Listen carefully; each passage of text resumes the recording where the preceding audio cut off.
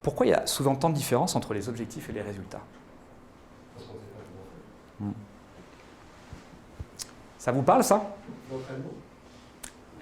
Ça, c'est la salle de fitness où je vais le 2 janvier, 3 janvier. 3 janvier. C'est plein.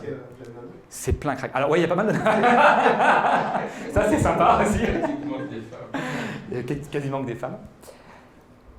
Ça, c'est le 3 janvier. D'ailleurs, c'était un dimanche et c'est intéressant parce que j'ai halluciné, c'est pas possible, d'habitude, il n'y a pas autant de monde. Et ça, 15 jours après, à la moitié. je vais vous montrer. Une semaine après. Ouais. Ça, c'était au cardio. Il y a un peu moins de monde au cardio qu'au vélo. C'était en fait il y a une semaine. Je me suis dit, mais c'est pas possible. Il y a une différence, mais énorme. Alors, quel est le problème en fait? Quel est le problème? On ne se rend pas compte du plan d'action pour arriver à un résultat. Ouais.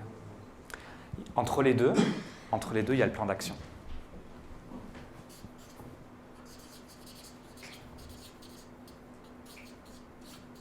Pour parvenir au résultat. Mais aussi, il y a comment on fait pour définir un bon objectif. Parce que si votre objectif n'est pas bien défini, on ne pourra pas faire un bon plan d'action. Et donc, on n'aura pas de bons résultats. Voici les 7 plus 1 problème que je vois très souvent chez les entrepreneurs quand on définit des objectifs. Trop d'objectifs pêle-mêle. Je veux faire une chaîne YouTube, je veux faire un Instagram, je veux vendre 100 000 euros. Voilà, je suis en train de danser dans tous les sens. Il y en a de partout. On se perd. C'est pêle-mêle. Objectif figé dans le temps. Allez, je vais faire 1 million d'euros de chiffre d'affaires. Cette année, j'y suis. Au bout de 3 mois, on n'a même pas dépassé 10K. Zéro même, pour certains. Ouais. Bien, là, il y a quelque chose qui ne va pas. Il y a quelque chose qui ne va pas. Il faut qu'on change d'objectif. Il faut les couper en steak. Et puis, il faut l'ajuster. On va en reparler de tout ça. Objectif trop vague. Alors ça, c'est pas mal. C'est comme par exemple, je perds du poids, je veux perdre du poids. Voilà. Ouais. Ou je veux être heureuse, ouais, exactement. Je veux être heureuse. Il est beau, hein? Il est beau comme ça. Je vais y aller d'accord. Mais il n'y a rien de tangible. Si on veut, quand on est dans le business, si je dis je veux faire des ventes, c'est un objectif qui est clairement trop vague. Quand? Combien? Comment? Objectif trop ambitieux. Ça vous parle, ça? Simplement, c'est pas mon cas, mais je veux gagner 5 millions de dollars et tu gagnes combien? Rien. C'est ça. Combien tu peux mettre? Ça nous met dans un certain inconfort. Ou pas assez aussi. Ouais. Exactement. Alors là, j'ai un petit schéma que je vous ferai après qui vous mettra dans la bonne zone. Pas trop, mais pas. Parce que des fois, on a des objectifs qui sont pas assez challengeants. Et ça aussi, c'est pas bon. Objectif trop long à réaliser. Honnêtement, vous allez les voir, si vous avez un objectif sur plus d'1 an, 5 ans, c'est sympa les vision boards, hein, c'est génial. On ne s'enlève pas de l'idée que c'est très bien, mais là on est sur des objectifs, on est des entrepreneurs, on veut avoir des ventes, hein, on n'est pas là pour enfiler des perles, hein, voilà. Donc il faut vraiment se concentrer sur quelque chose de... un objectif qui ne soit pas trop long, qui n'est pas voilà, est trop loin, tout à fait. Je vois souvent un problème de motivation sur le long terme. D'ailleurs, long terme, ça peut être 15 jours, hein, comme dans la salle de fitness. Au bout de 15 jours, il n'y a plus personne. Et vous allez voir comment on peut travailler sur ça aussi. Je vois très souvent un problème d'ajustement dans ce fameux plan d'action. Ici.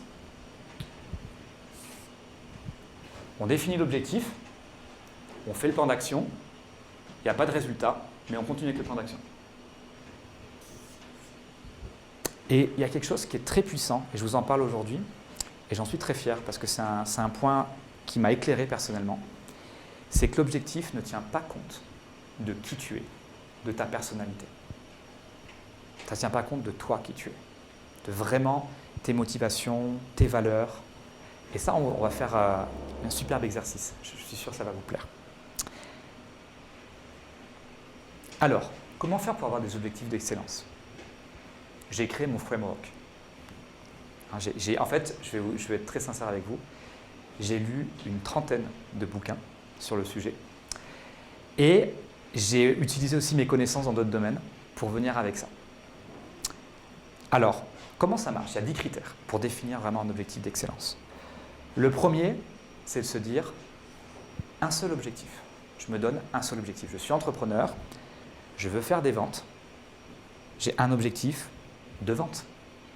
Derrière ça peut découler un objectif de rendez-vous. Vous savez, hein, pour avoir des ventes, il faut des rendez-vous. Mais c'est super important d'avoir un objectif de vente. Et il faut être à l'aise avec ça. Il faut être à l'aise avec ça. C'est OK. On est entrepreneur, on a besoin de vivre, on va impacter des gens, c'est OK de faire des ventes. Voilà, et puis il y a d'autres domaines, la spiritualité, l'énergie, tout ça. On va dire que là, on n'en parle pas aujourd'hui. Hein. Bien sûr, il y a une synergie entre tout ça, mais là, on est dans un cadre de business. Okay.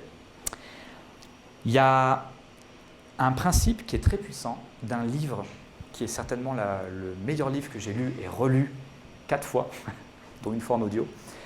C'est le livre de Gary Keller qui s'appelle The One Thing. Je suis content que tu adores, Arnaud. Qui l'a lu? Ouais. Ouais. Focus, focus, focus, focus. En fait, ce qui peut se passer, surtout quand on est multipotentiel. Ah, Sophie. Mais il n'y a pas que Sophie. Hein. Il n'y a pas que Sophie. Qu'est-ce qui se passe? On est comme ça. Ça, c'est Gary Keller. Ouais. Ne note pas. Tu vas voir pour la suite. Okay.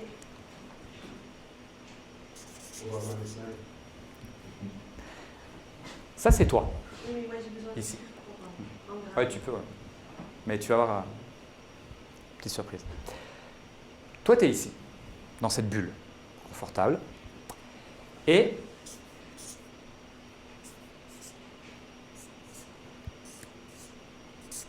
tu as sans cesse des projets qui te tiraillent à droite, à gauche, en arrière, en avant.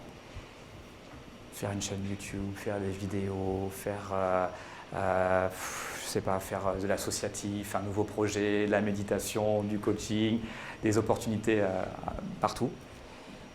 Et qu'est-ce qui se passe quand il y en a de partout comme ça? Nous, on est là, ben, on fait du surplace. On reste là. Parce que ces forces nous laissent en fait dans l'immobilisme, in fine. Alors qu'à contrario, si on écoute Gary Keller, qui nous dit la bonne chose, c'est d'être là. Et c'est de concentrer toutes ses forces sur une et une seule chose. Une et une seule chose. Là. Donc je suis là, je me concentre sur une seule chose, je vais où? En haut. J'avance. Ça dépend le sens de la force. Hein. Ça peut si c'est le côté obscur de la force, on peut repartir en arrière. Mais une force motrice qui t'emmène vers le haut. Ça peut être par exemple, je travaille à fond sur une de mes offres. Mais vraiment à fond. Je ne me perds pas dans 300 000 offres, je me mets à fond sur une offre. Donc ça, c'est très important quand on définit un objectif. Et donc, en tant qu'entrepreneur, on peut dire un objectif de chiffre d'affaires. Et je me concentre sur cet objectif de chiffre d'affaires. Vous allez voir après comment on peut dériver tout ça pour parvenir à un plan d'action. L'objectif, il doit être organique. Ça vous parle ce mot? Organique? C'est un peu comme un corps humain. Ou de trafic organique. À la différence d'être un objectif figé, l'objectif, en fait, il évolue. Il s'ajuste. Hein, il y a un peu une théorie des petits pas. Ça vous parle la théorie des petits pas? C'est, par exemple, j'ai jamais vendu un produit à 10 000 €. C'est sûr que pour le vendre, il faudra avant être passé par certaines étapes, comme par exemple un produit à 2 000 ou à 1 000 € ou à 5 000 pour y arriver. Donc ça, c'est important de l'ajuster. Hein. Il y a même j'ai un exemple pour les marathoniens qui veulent courir le marathon.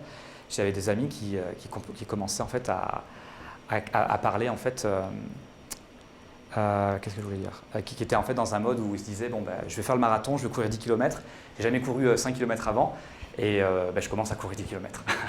Ça marche pas du tout. L'objectif doit être précis et chiffré dans le temps. Ça, c'est même smart. Je te l'accorde.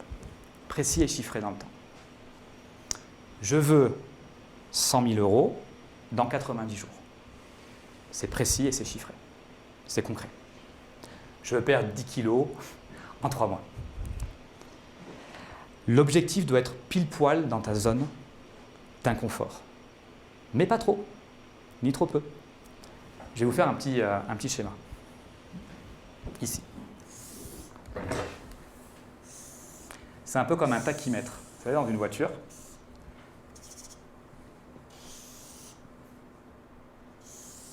il y a plusieurs zones. Là, il y a le confort. On est bien là. Ah, ça, courir 5 km, je sais.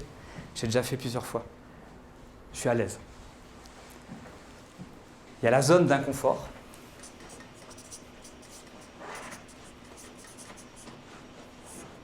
Je vais prendre par exemple 5 km. À courir 10 km. C'est déjà plus inconfortable. Ou un semi-marathon. Et il y a la zone qui est vraiment là, qui vous met dans le rouge. Par exemple, courir un marathon. Donc là, c'est la zone insupportable. Il faut faire très attention quand vous définissez vos objectifs. Ne vous mettez pas dans le rouge comme ça. Là, cette zone-là, c'est sûr, c'est couru d'avance. Vous n'allez pas atteindre vos objectifs. C'est pareil ici. Ne restez pas dans le confort total. Essayez de vous tirer vers le haut. Cherchez cette transformation. Quand vous définissez vos objectifs, ne soyez pas trop dans cette zone insupportable. C'est trop dur. Sinon, vous n'y arriverez pas. Il y a quelque chose de très puissant aussi, c'est de s'appuyer sur des motivations intrinsèques. Des motivations intrinsèques.